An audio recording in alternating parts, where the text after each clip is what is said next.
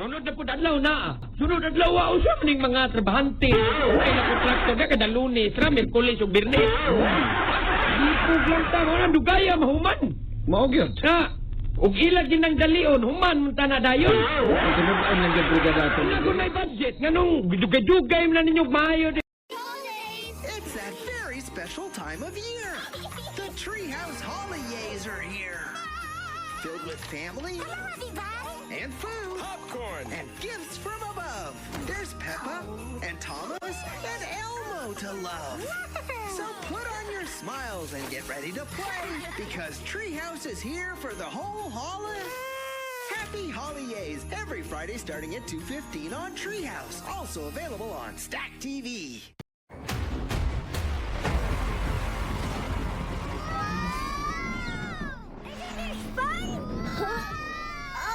I think I'm more of a land mammal.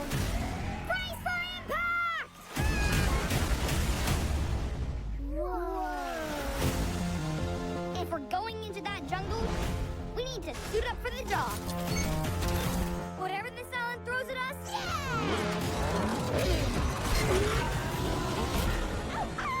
we'll be prepared. We are so not prepared! Run! I am running! I'm a bulldog! This is as fast as I can go! This summer, Dino Island is the greatest discovery in the world. I'm Rex. Why don't you let me show you around? Yeah! Welcome to my home sweet home. Whoa! It doesn't have a big screen TV or Wi-Fi. That's just my iCloud. He's always watching.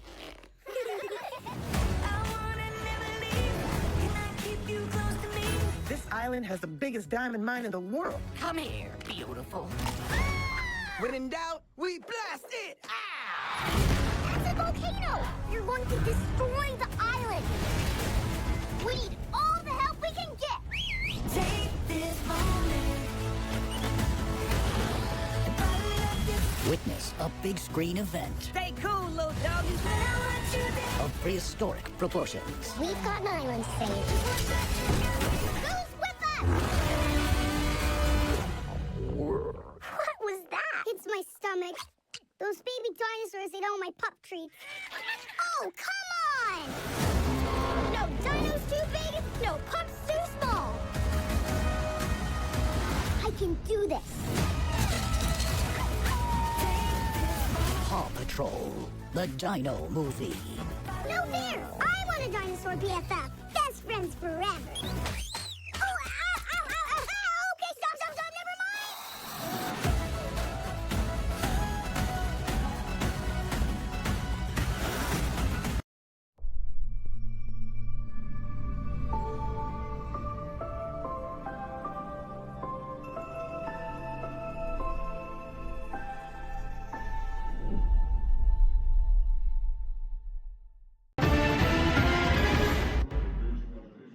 Sa gitna ng ugong ng umano'y warrant of arrest laban sa kanya ng International Criminal Court o ICC, nanawagan si Senador Ronald Bato de la Rosa ng due process mula sa gobyerno ayon sa kanyang abogado.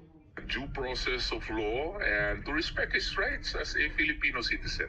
He wants a clear-cut guidelines from our Philippine government, including the Supreme Court, as to what would be the rights of a person, Filipino national at that, Filipino citizen, with respect to ICC processes in the light of the fact na hindi na po tayo miyembro since March 17 of 2019.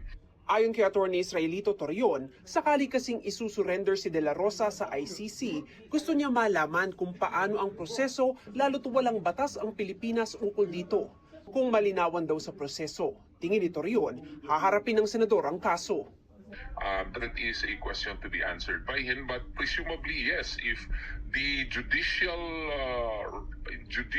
processes would be clarified, no, as to what would be his rights if he would be surrendered. Kasi surrender and extradition, wala tayong batas, wala tayong IRR on surrender. Bakit mo dakpin?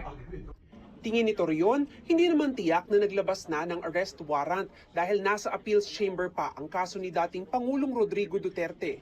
Nanindigan din siyang walang basihan para isurrender ng Pilipinas si De La Rosa sa ICC.